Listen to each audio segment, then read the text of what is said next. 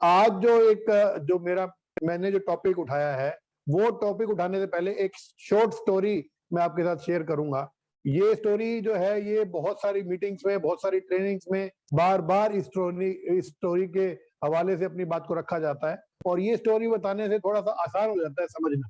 तो इस स्टोरी के माध्यम से मैं अपनी बात की शुरुआत करूंगा। स्टोरी क्या है कि एक व्यक्ति होता है, और बाबूलाल जी मेरी आवाज क्लियर है? एक व्यक्ति होता है, वो एक अच्छी किसी कंपनी में जॉब करता है, और उस कंपनी में जहां वो जॉब करता है वहां पर उसे ऐसा लगता है कि उसकी टांग खिंचाई बहुत होती है। अगर वो अच्छा काम करता है तो उसे मोटिवेट नहीं किया जाता, उसे हमेशा डिमोटिवेट किया जाता है। उसके अच्छे काम पे उसके लिए तालियां नहीं बजाई जाती, उसे कोई गिफ्ट नहीं दिया जाता, और वो जब भी कोई अच्छा काम करके जाता है तो उसको उसकी टांग खिंचाई होती है, हर जगह नेगेटिव बातें होती हैं। तो वो अपने आप को वो समझता है कि मैं बहुत पॉजिटिव व्यक्ति हूँ, मैं बहुत मेहनती व्यक्ति हूँ। कहीं ना कहीं उसके दिमाग में ये बात होती है, लेकिन उसे अपनी तरफ सारे लोग जो है ना, वो सब नेगेटिव जैसे लोग लगते हैं। तो वो अपने जो कंपनी के एचआर होते हैं, जो वहां पर जाता है और जो उस कंपनी में लोगों को नौकरी पे रखने का, हटाने का काम करते हैं, तो एक वो इस्तीफा लिखता है, अपना रेजिग्नेशन लेटर लिखता है, और अपने बॉस के पास जाता है और उनको बोलता है कि सर,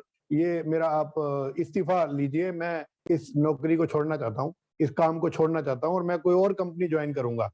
तो उसके बॉस बोलते हैं कि अच्छा कोई बात नहीं, आप छोड़ना चाहते हो तो कोई दिक्कत नहीं है, दिक्कत तो बताओ क्या है, आप छोड़ देना, मैं आपका इस्तीफा ले लूंगा, आपका हिसाब किताब भी पूरा करवा दूंगा।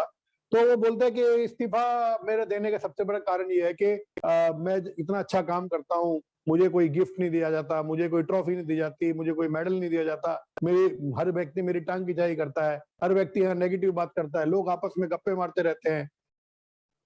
मतलब वो परेशान, मैं यहाँ के वातावरण से परेशान हूँ, इसलिए मैं इस नौकरी को छोड़ना चाहता हूँ। तो उसके बॉस बोलते हैं कि एक काम करो, मैं आपको एक छोटा सा काम दूंगा, एक छोटा सा काम आपने करना है, और आपकी हमें जरूरत है, हम चाहते हैं कि आप इस नौकरी को ना छोड़ें, इस काम को ना छोड़ें, फिर भी आप कहेंगे तो मैं आपको बिल्कुल फुल एंड फाइनल करा के दूंगा, लेकिन उससे पहले बस मेरा एक काम करना पड़ेगा। तो उन्होंने बोला यस सर, जैसे आप कहेंगे मैं करूंगा, मैं तो मेहनती आदमी हूँ, मुझे कोई दिक्कत नहीं है, जो काम आप कहेंगे मैं करूंगा। तो उन्होंने बोला कि एक पानी का गिलास लेना है आपने, और इस पानी के गिलास में पूरा पानी भर देना है ऊपर तक, पूरा पानी भर देना है ऊपर तक, और इस पानी के गिलास को आपने पूरे ऑफिस का एक चक्कर लगा करके आना है, और पूरे ऑफिस का जब आप इस गिलास को लेकर के चक्कर लगाओगे, बस शर्त यह है कि इसका पानी छलकना नहीं चाहिए नीचे। तो अगर आप इसमें कामयाब हो गए तो मैं आपका आज ही आपका रेजिग्नेशन भी ले लूंगा, और आपका जितना भी लेन देन है, पैसे का जो भी लेन देन है, वो मैं आज ही क्लियर करा दूंगा कंपनी से। तो उसने बोला ठीक है सर, मुझे कोई दिक्कत नहीं है। तो उसने एक पानी का गिलास लिया, उसको अच्छे से पूरा पानी से भरा, और उस गिलास को लेकर के वो चलने लगा। अब जैसे ही वो चला, वो पानी हल्का सा छलका, तो उसे लगा कि मेरे सर ने तो बोला कि पानी छलकना नहीं चाहिए। तो उसने पानी पर इतना ज्यादा फोकस किया, ध्यान से, वो धीरे धीरे धीरे धीरे धीरे धीरे पूरा उसने ऑफिस का अपना जितना बड़ा सा राउंड था, वो एक पूरा राउंड लगा करके वापस आ गया, और उसको बॉस को बोला कि सर देखो, ये पानी मैंने पहला मेरे जरूर एक बूंद छलकी थी, फिर मैंने थोड़ा ध्यान से इसको किया और फोकस से किया, तो फिर मेरा ध्यान जो है वो कहीं और नहीं गया, मेरा ध्यान जो है वो पानी के ऊपर था, अब ये छलका नहीं। तो उन्होंने पूछा कि जब ये पानी का गिलास आपके हाथ में था, और आप पूरा पानी का गिलास लेकर के जब आप पूरे ऑफिस में से चक्कर लगा रहे थे, क्या कोई नेगेटिव बात आपने सुनी? उसने बोला नहीं। क्या आपकी टांग खिंचाई किसने की? उसने बोला नहीं। क्या आपको कोई और शिकायत है किसी से? जब आप पानी का गिलास की तरफ नजर थी तो आपका ध्यान था क्या कहीं पर भी? तो उसने बोला नहीं।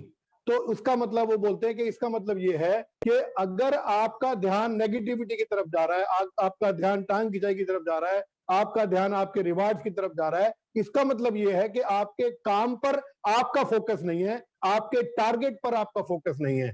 और मैं आपको ये कहता हूं कि अगर आप अपना एक टारगेट बना लें और अपने टारगेट की तरफ बहुत ध्यान से आप काम करें, तो फिर कोई नेगेटिव बोल रहा है, कोई टांग खिंचाई कर रहा है, कोई गप्पे मार रहा है, कोई कुछ भी कर रहा है, आपका ध्यान ही नहीं होगा। तो उसको बात समझ में आ गई, और उसने बोला कि सर, मैं मान गया आपकी बात, मैं समझ गया कि ऐसे नेगेटिव लोग, ऐसे टांग खिंचाई करने वाले लोग, ऐसे नेगेटिव माहौल हर जगह होगा।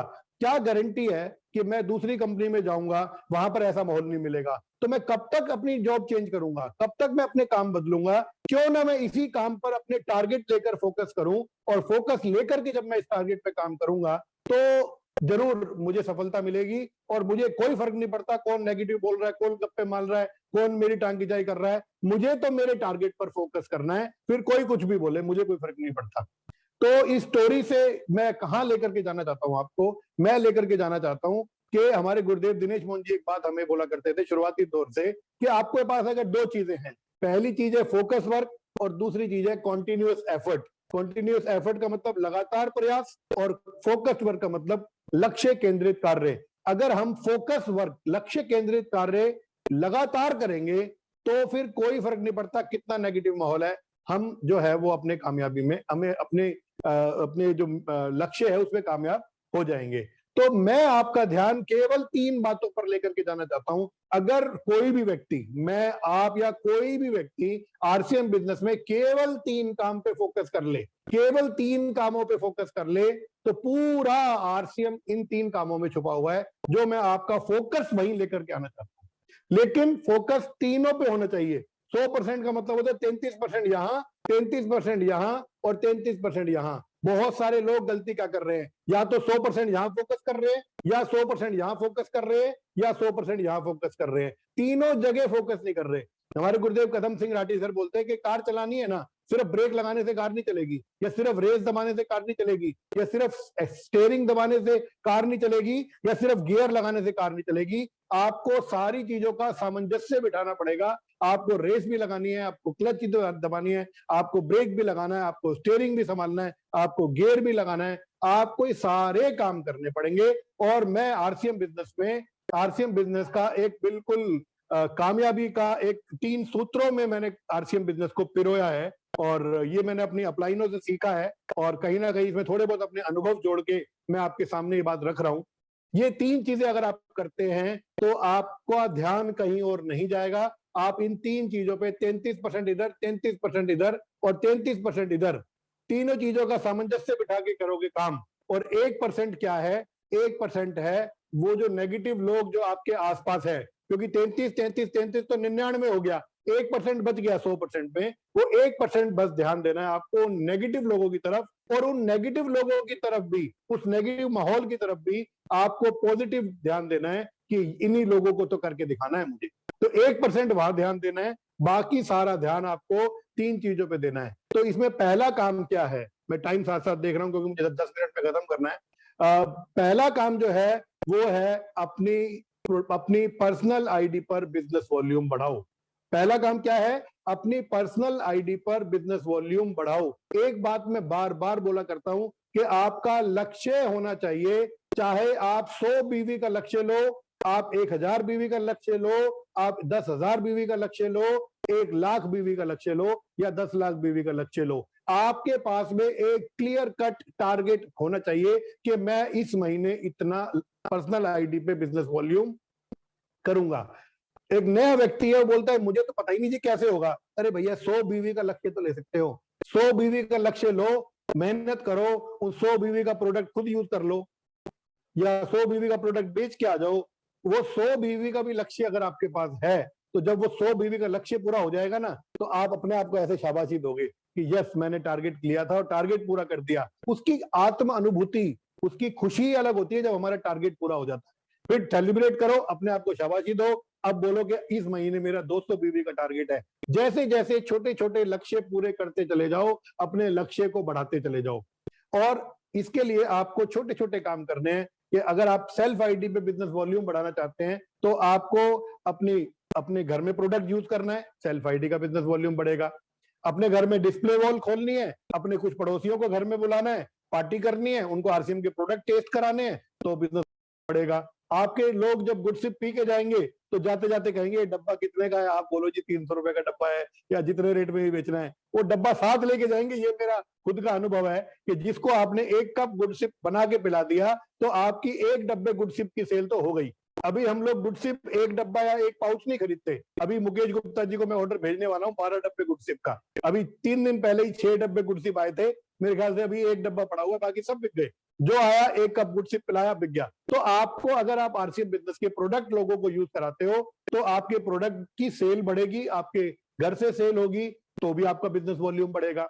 तो इस तरीके से छोटे छोटे काम करके आप अपने बिजनेस को बढ़ा सकते हो, लेकिन टारगेट लेकर के काम करो कि मैं पर्सनल आईडी पे कितना बिजनेस वॉल्यूम करूंगा। तो पहला काम जो है वो है, जो 33% काम हमें करना है वो है अपने आईडी पे बिजनेस वॉल्यूम बढ़ाओ। लेकिन मैंने इसको बोला 33%, बहुत लोग 100% यही करते हैं।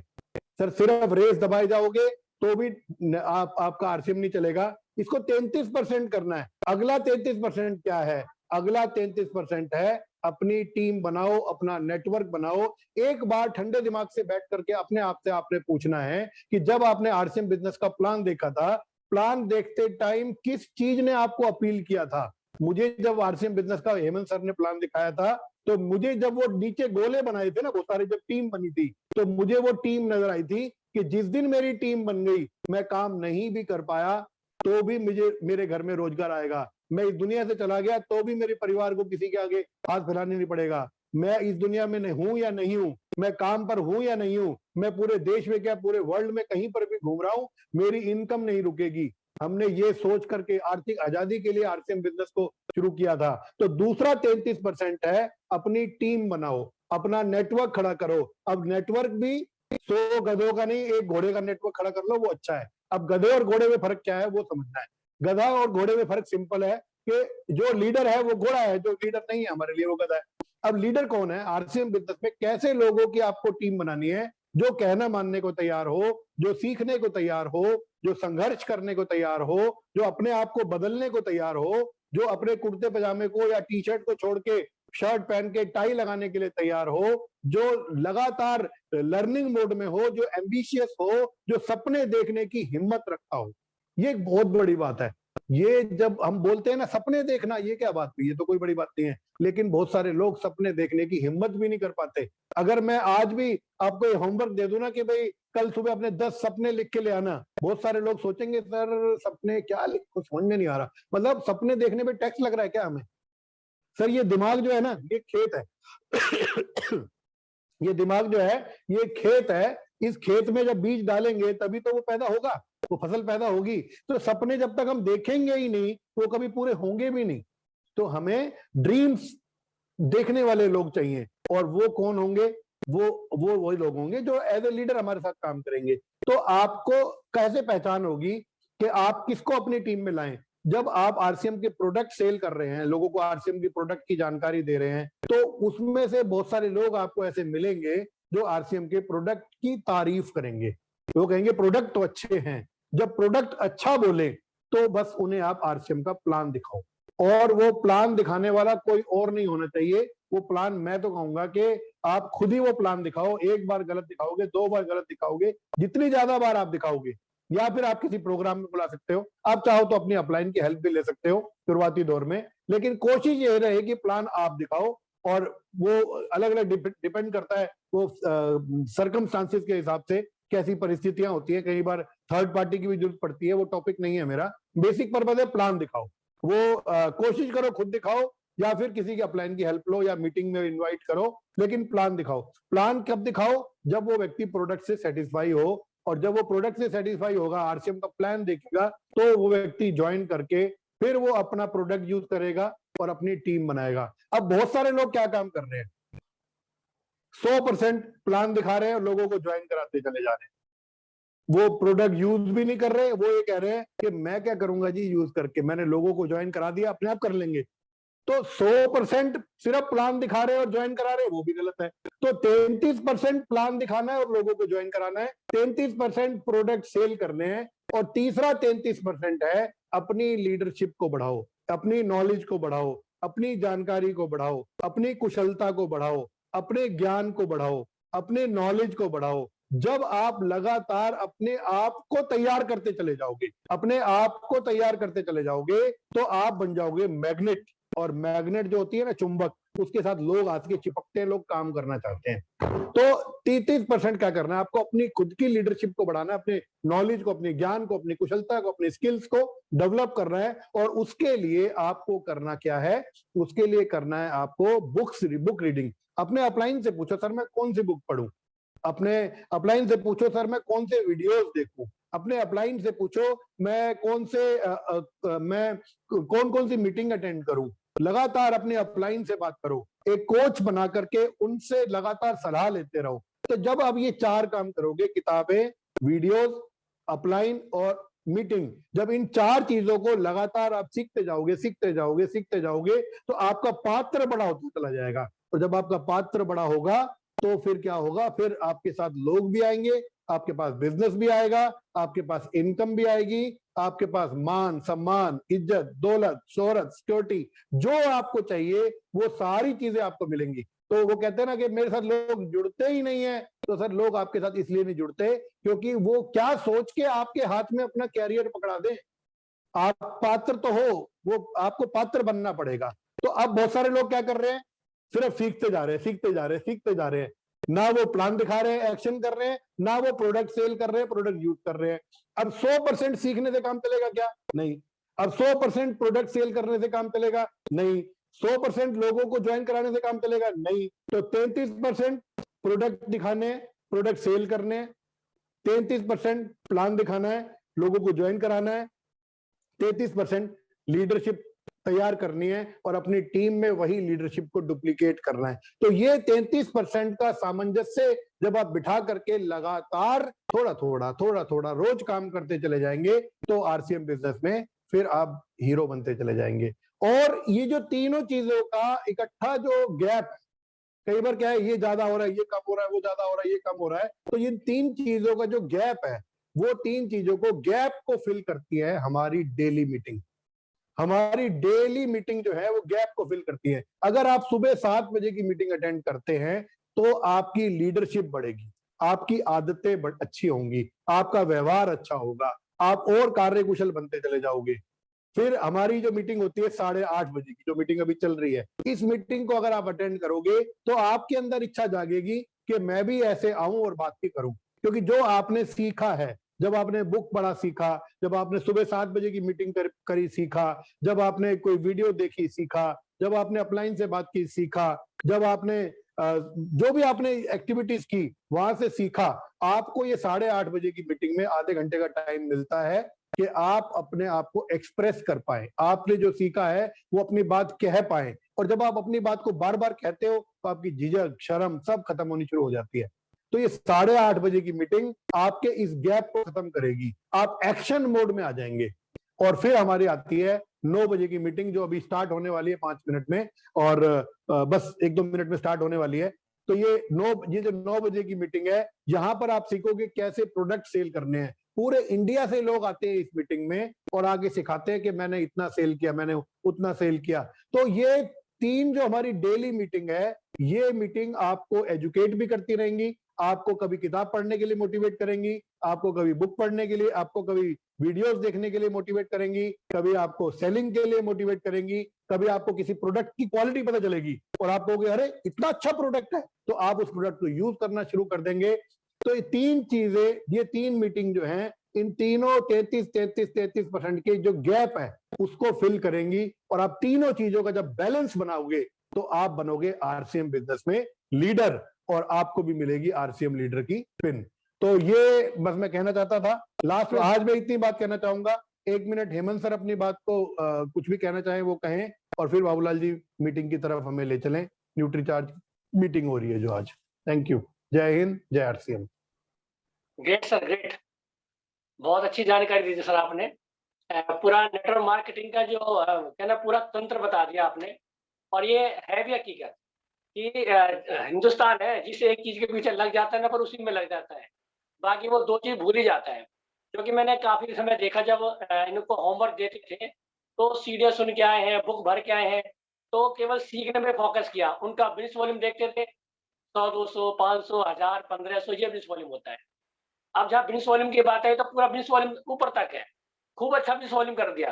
तो अभी कहीं शायद वो नेटवर्क को भूल गए या फिर उसको क्या बोलते हैं, है ना, सीखने को भूल गए हैं। तो ये पूरा कंप्लीट पैकेज है। अगर यस सर। नेटवर्क मार्केटिंग में जो हम बोलते हैं कि money freedom, time freedom and security freedom,